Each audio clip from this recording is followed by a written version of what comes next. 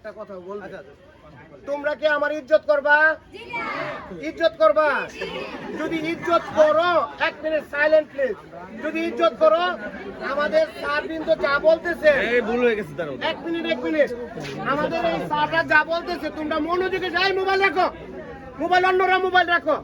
এই স্যার এবং ইউনু স্যার যা বলবেন তোমরা শুনবা, কোন বিশৃঙ্খলা কথাবার্তা বলতে পারতো না। ওকে স্যার বলুন। সবাই কেমন আছো? ভালো আছো? তো তোমাদের দাবি কি বলো তো? একজন বলো। তোমাদের পক্ষ থেকে একজন বলো। কে বলতে কে কথা বলতে? একজন। ঠিক আছে, এটাই দাবি নাকি? এটাই তো, তাই না? এখন হচ্ছে যে তোমরা তো অনেক কষ্ট করে বাংলাদেশটাকে একটা নতুন পর্যায়ে নিয়ে আসছো, তাই না? তো এখন হচ্ছে তোমাদের বাক স্বাধীনতা আছে, কথা বলতে পারতেছো, এখন আমাদের সামনে কথা বলতেছো। ইউনো